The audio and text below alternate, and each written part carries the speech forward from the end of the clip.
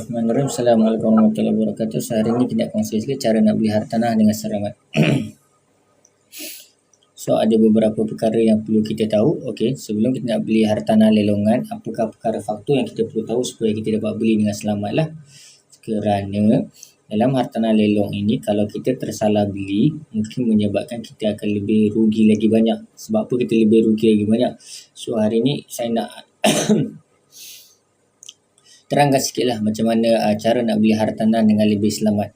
So, dalam hartanah lelong dia ada tiga basic step yang biasanya kita kena tahu, iaitu sebelum, semasa dan selepas. Kerana ketiga-tiga step ini ada kepentingannya sendiri. Andai kata kalau kita tersilap langkah, boleh menyebabkan kita rugi besar ataupun banyak proses yang buruk boleh berlaku. Okey. So, jadi kita nak kongsi sikit lah berkenaan dengan hartanah lelong. Hartanah lelong ni apa? Secara amnya hartanah lelong adalah apabila sesuatu unit yang dibeli oleh owner lama dan owner lama tidak mampu untuk melangsaikan hutang rumah tersebut ataupun membayar rumah tersebut dalam masa 3 bulan ataupun lebih, ataupun dalam dapat 3 kali warning letter daripada bank. Daripada surat, maka rumah tersebut akan dilelong. Okey, itu yang maksud secara ringkas apa maksud hartanah lelong. Jadi macam mana kita nak beli hartanah lelong ni? Kalau contoh ada orang berminat, saya berminat hartanah lelong, saya tak tahu nak beli macam mana hartanah lelong ini. Okey, untuk membeli hartanah lelong ni mudah saja. 3 step perlu kita ingat. Yang pertama, sebelum, semasa dan selepas. Okey, jadi kalau contoh rumah lelong ini, pertama kita kena tahu apa tu rumah lelong. Macam kita tahu rumah lelong. Maaf. Rumah lelong ni adalah satu rumah yang harganya lebih murah daripada market value. Maksudnya sangat-sangat murah. Contoh, yang kebanyakan orang yang investor, kalau yang jenis yang ada duit semua, yang nak invest duit. Macam contoh, aku nak tahu nak invest. Kalau invest kat dalam saham, aku takut rugi besar pula. Kalau invest dekat sini, barang pula return. Jadi antara yang terbaik biasanya adalah rumah adalah salah satu aset yang terbaik. Kenapa aset yang terbaik? Yang pertama kerana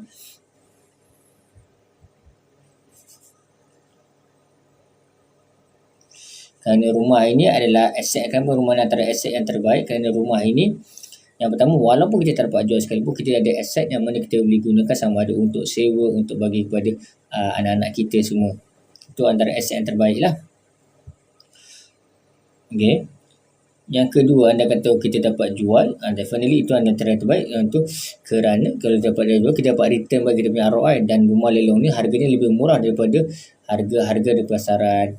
Okey, contoh kita bandingkan 3 jenis rumah. Biasa rumah projek, rumah subsidi dan juga rumah lelong. Kalau rumah projek biasanya harga dijual berdasarkan daripada ni. Like this. Okey, biasanya hartanah lelong ni, kalau rumah-rumah yang subsidi ataupun rumah projek ataupun rumah projek ataupun rumah lelong, biasanya kita pergi dengan rumah lelong, rumah projek dahulu. Kalau rumah projek, kebiasaannya harganya adalah lebih mahal daripada harga yang biasa, kerana rumah projek ni biasanya dia ikut pada harga future market value. So, apa future market value ni? Future market value ni bermaksud satu harga yang diletak oleh developer untuk yang mana dia anggarkan harga ini akan mencapai apabila tempoh kawasan tersebut dah matang. Contohlah kita bagi satu rumah di Banting lah. Banting, betul ada satu projek mana kat situ tanah kosong lagi, tak ada apa, tiba-tiba satu rumah dijual dengan harga 300,000. Rumah kondominium dijual dengan harga 300,000. Kalau kita fikir logik akal, dah lah kawasan ni baru tengah naik. Hospital tak ada, sekolah tak ada, kedai-kedai runcit tak ada, rumah saja tapi dah harga 300,000. Kenapa jadi macam tu? Jadi, kenapa jadi macam tu? Kerana dia letak harga 300,000 itu adalah harga market value yang dia anggarkan, future market value. Yang mana dia anggarkan dalam tempoh beberapa tahun, rumah ni akan naik harganya berdasarkan daripada kematangan bangunan kawasan tersebut. Jadi, manakala kalau rumah subsidi ni adalah rumah biasanya kalau kita nak jual, contoh saya nak jual rumah tersebut, saya takkan letak harga jauh daripada market value. Saya akan letak on par with market value, sama ada kurang daripada sikit ataupun sama dengan harga market value. Jaranglah orang letak daripada harga contoh market value 300,000 kita tak 150,000. Memang sangat rare lah, tak pernah gila ada lah kalau untuk subsidi. Dan dan untuk rumah lelong, ni antara kelebihan rumah lelong. Rumah lelong ni biasanya harganya lebih murah daripada harga market value. Kenapa harganya lebih murah daripada market value? Kerana bank kalau boleh nak cepat-cepat jual rumah tersebut supaya dia dapat balik pulangan duit tersebut. Yang pertama tu sebab harga dia lebih murah. Yang kedua, kenapa lebih murah? Kerana apabila contoh satu rumah tu dimasuk dan tak ada pembida langsung, harga rumah tersebut akan menurun daripada contoh harga RM300,000 akan turun biasa dalam 10% ataupun dalam 12%. So dia akan turun. So tak ada lagi dia akan turun. Sampailah ke orang panggil apa, base price. Yang mana yang ini base price ni harga yang mana dah ditetapkan. Contoh dia boleh turun sampai mungkin daripada harga RM300,000 boleh turun sampai RM200,000 saja. So lepas daripada RM200,000 dia akan naik balik semula kepada RM300,000 kepada market value yang semasa. Jadi itu cara proses rumah lelong. So dia mudah saja kalau nak beli. So biasanya rumah lelong pada mulanya contoh dia letak harga RM300,000. Tak ada pembeli, dia turun lagi. Turun sampai ke base price. Jadi orang mungkin boleh tanya, kenapa aku tak beli masa dia dah turun paling rendah sekali? Kenapa nak beli masa awal-awal? Boleh juga ikut strategi masing-masing. Ada orang dia beli masa harga tu tengah mula-mula dikeluarkan dengan harga yang murah, dia terus beli. Ada orang dia tunggu. Mana ikut masing-masing punya strategi. Cuma pada pandangan saya ikut macam kalau nak tunggu boleh, sebab apa? Bila mana kita tunggu kadang-kala waktu tengah murah tu kita kena bersaing dengan ramai orang. Sebab rumah lelong ini dia punya konsep kita adalah bid dengan orang lain. Tu rumah lelong. Jadi macam mana kalau kita nak beli rumah lelong ni? Apa benda pantang larang yang kena tahu? Biasa ni soalan common yang biasa kita dengar kepada orang yang tengah tengok viewer. Yang ini saya akan kongsikan soalan-soalan common. Rumah lelong ni mesti rumah busuk. Rumah lelong ni mesti banyak kerosakan. Rumah lelong ni mesti banyak cacat cela lah, banyak kena repair lah semua.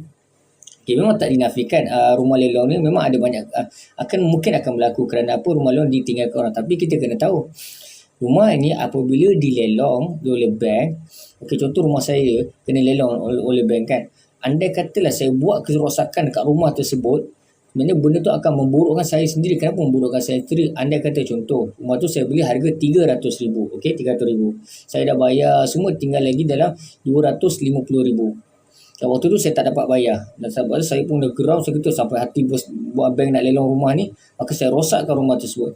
Apabila rosak rumah tersebut, saya dah rosakkan, saya dah buat kerosakan semua. Maka dekat situ, market value pada rumah tersebut akan jatuh. Contohlah, dan bank pun akan jual macam biasa rumah tersebut. Jual. Contohlah, bank mampu jual lagi dalam RM150,000. Sedangkan saya ada RM250,000. Tadi saya ada RM250,000 betul, hutang. Dan RM150,000 bank jual dan ada pembeli yang beli dengan harga RM150,000. Dekat sini kalau kita tengok RM150,000 dengan RM250,000 ada gap RM100,000. Jadi RM100,000 siapa kena bayar?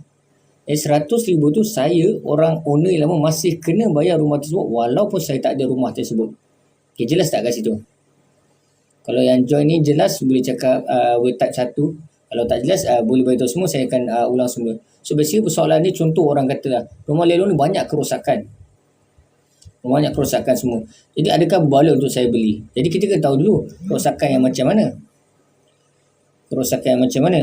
Saya ulang sekali lagi. Kerosakan macam ni. Contoh, kalau kita beli, lepas tu ada orang jenis kerosakkan rumah tu semua. Adakah betul ramai orang akan jenis rosakkan rumah tu semua? Lepas tu sebab nanti bila kita orang owner baru kena banyak repair. Adakah betul tersebut?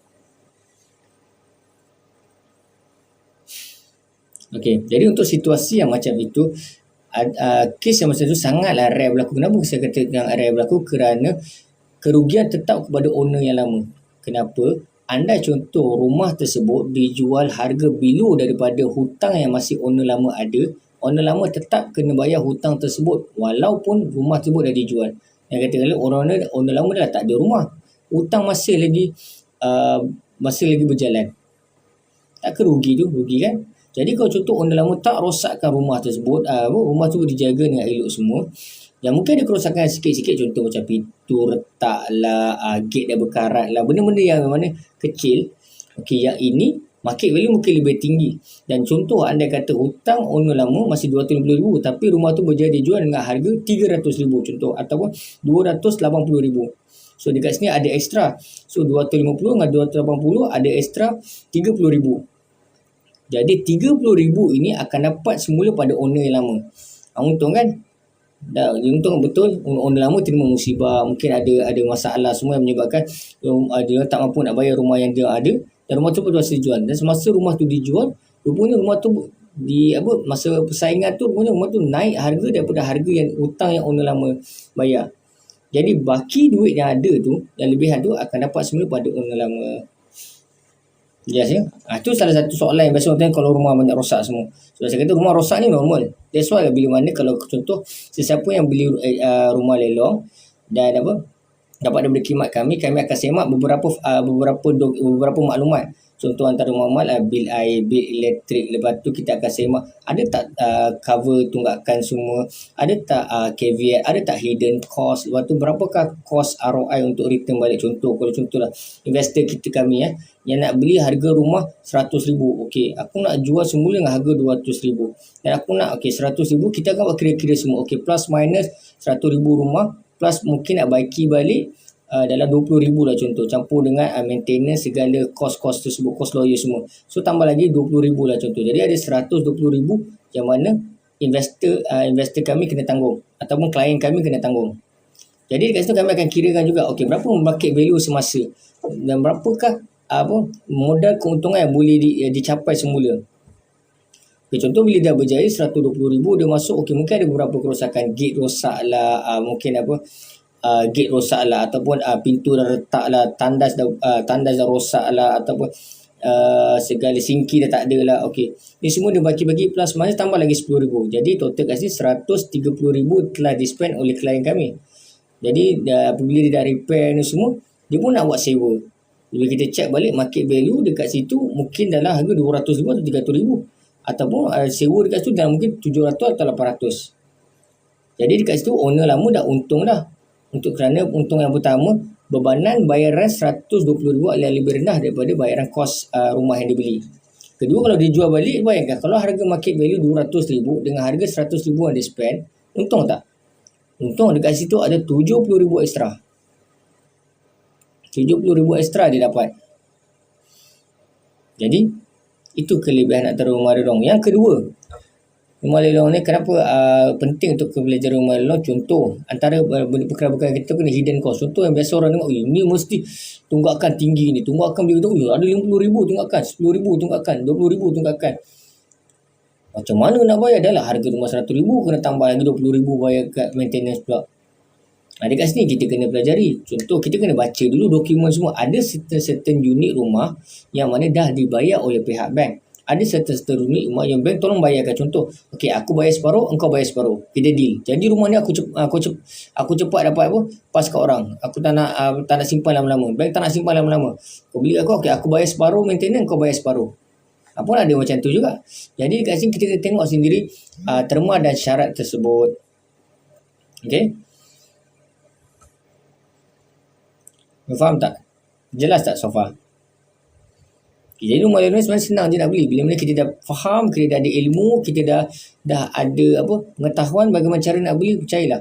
Ini adalah salah satu cara bagaimana kita cari income yang lebih mudah dan lebih selamat. Kerana apa? Macam saya kata, rumah lelong ni kita beli sekalipun, pertama dengan harga yang murah, bebanan kita rendah. Yang kedua, kita boleh jadikan dia aset, sama ada kita nak sewakan ke, kita nak duduk ataupun kita nak jual balik. Mana-mana kita boleh buat. Yang ketiga, kalau kita nak dapat income nak jual balik pun senang. Sebab apa? Harga dia rendah, market value dia tinggi. Biasanya market value untuk rumah lelong, yang kawasan biasa rumah lelong ni kawasan yang kita dah matang. Yang mana biasa kalau kita tengok rumah-rumah lelong ni biasanya kat sekeliling dia dah ada sekolah, dah ada hospital, dah ada tadika, dah ada kedai runcit. Kira infrastruktur dah ada dah kat situ. Okey. Dan yang keempat pula, biasanya rumah lelong ni sangat banyak unit dia. Dan hari ni saja kalau kita tengok ada dekat dalam 6,000 unit yang sedia untuk dilelong. Itu pun Selangor dengan Kuala Lumpur, tak masuk lagi negeri lain. Jadi banyak sangat pilihan. Kita boleh, kalau kita tak boleh masuk sini, kita boleh pilih yang lain. Mana-mana saja yang kita berkenan. Jadi itu yang saya selalu kadang-kadang kalau macam kita tak ada idea mana kita nak invest, maka elok kita invest pada hartanah. Kerana hartanah ni dia akan naik dia punya market value dia. Okay, jelas? Ada apa-apa persoalan tak so far? Saya minum air sekejap. Kalau ada apa-apa soalan boleh tanya ya. Alhamdulillah.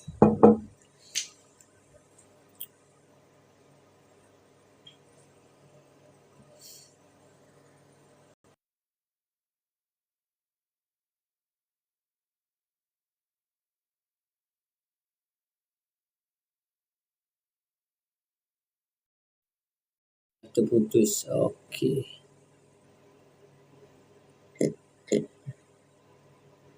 Ya, apa?